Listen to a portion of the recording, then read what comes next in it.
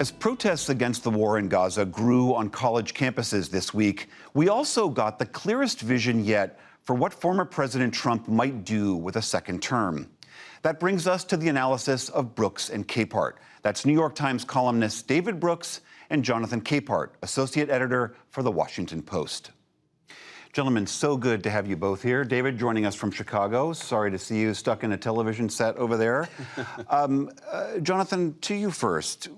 On these protests that we saw growing on cross college campuses around the country, calls for divestment, some clashes, police being sent in some cases. What do you make of this growing protest movement? Well, what we're seeing is the passion of the students and the passion of the community around these universities over the issue of what's happening in Gaza. Remember, these protests started happening because of the humanitarian crisis there in Gaza. My big question is, will these demonstrations and these protests continue after graduation and after school is out? What I'm looking at is, colleges are convening spaces. But what happens when you lose your convening space? Will these demonstrations happen once all the students go back home? That's the one thing that I'm wondering. Also, we've seen a proliferation of these demonstrations in the last week, and I wonder if it's because a lot of the students, a lot of the demonstrators that are in campuses who haven't gone on record. They're going on record to show, no, we have something to say about this. We're taking a stand. And so maybe by this time next week or in a couple of weeks, I wonder if we're going to see the same level of intensity among young people on this issue. David, we saw that President Biden was asked about whether these protests and the message of those protests was going to change his views on policy vis-a-vis Israel and Gaza. He said that it wasn't. We've also seen this bipartisan passage of a bill clarifying what is anti-Semitism formally, I guess, so that schools that don't punish it overtly could be punished themselves.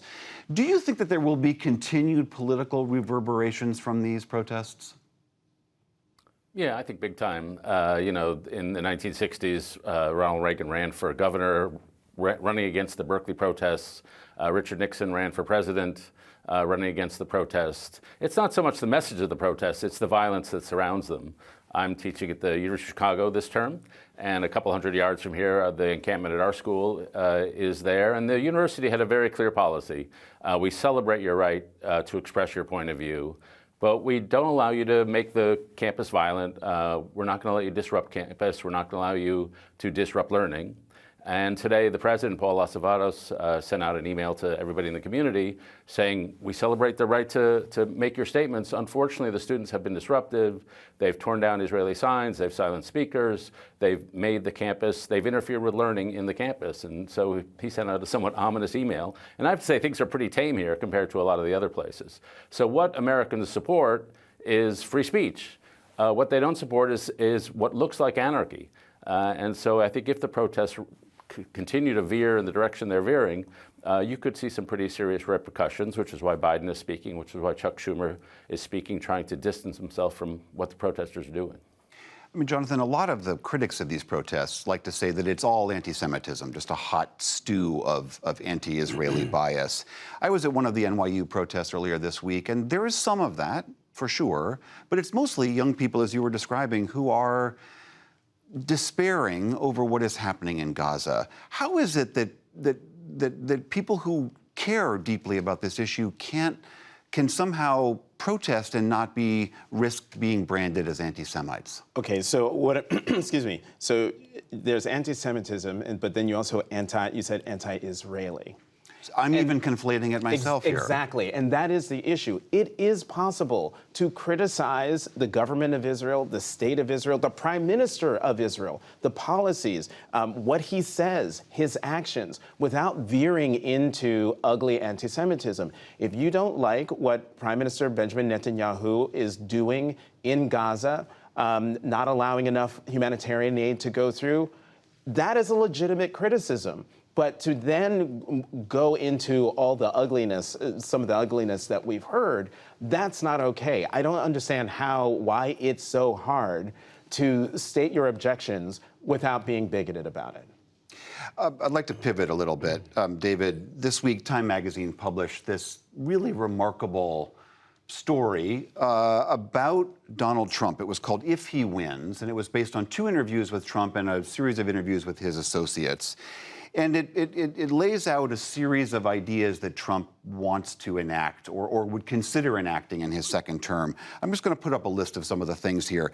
It involves monitoring women's pregnancies, perhaps deploying the U.S. military inside the United States to round up migrants, building large migrant detention camps, firing U.S. attorneys who don't prosecute cases at Trump's direction.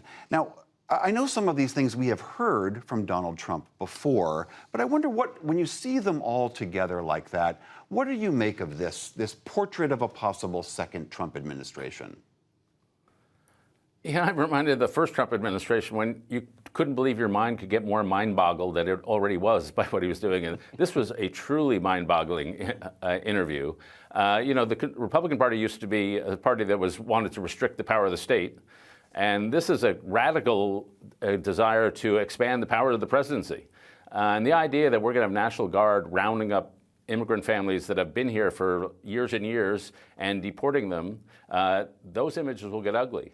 The idea of President Trump sort of saying, you're going to prosecute this, it's unprecedented. So it was just one mind-boggling thing after another, gutting the Treasury Department, gutting the Justice Department. And really, it was Trump sort of giving himself permission to be completely unleashed. And we forget that he was a little surrounded by mature Republicans in the first term.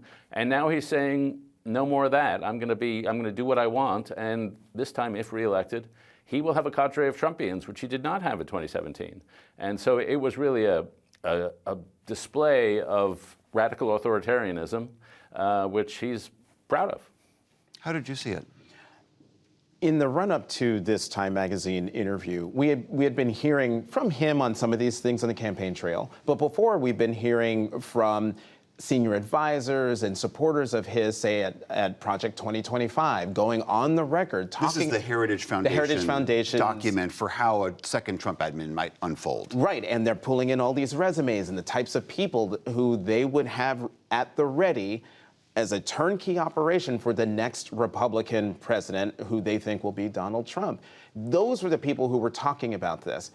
What was interesting about the Time Magazine interview and also his interview with the Milwaukee Journal-Sentinel is Trump is the one who was going on the record in an interview with a reporter saying, yeah, I'm going to use the National Guard and deploy them to American cities. Yeah, we're going to round up millions of undocumented migrants and put them in prisons on the border.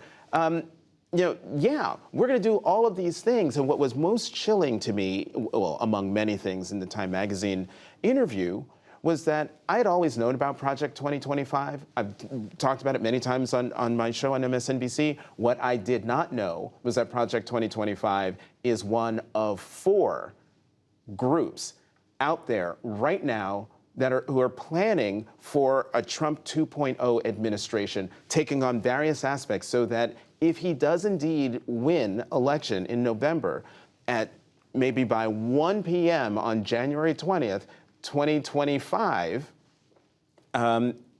he'll be able to get a whole lot of things done because they will have figured out where the guardrails are, how to remove them, how to remove the people who would stand in the way of things that they want to do. David, in that Time Magazine piece, specifically talking about this upending of the Department of Justice that you were talking about, the reporter quoted one judge saying, look, those guardrails that we're talking about, those are still there. If he tried to fire U.S. attorneys that didn't heed his calls to prosecute his political enemies, there would be a public uproar, there would be quitting, there'd be a revolt, basically. Do you believe that that's true? Do you believe those guardrails are there and are strong enough? I have some doubt. I think there would be a lot of quitting. I think there are a lot of people of integrity who would not tolerate this. But the sad fact is, and if you look at the polling, and this goes back a long way in American history, there's a lot more desire for, authoritarianism may be a strong word, but somebody who's willing to break the rules to get things done. And so you go back to the 1930s, there were strong calls for Franklin Delano Roosevelt to make himself a dictator. Fortunately, Roosevelt was a solid Democrat, so he wasn't going to do that. But if you look at public opinion, there has always been a constituency. This is an extremely messed up country. We need some guy to take control. And if he has to break a few eggs along the way, let him do it. David Brooks, Jonathan Capehart, always good to see you both. Thank you so much. Thanks, William.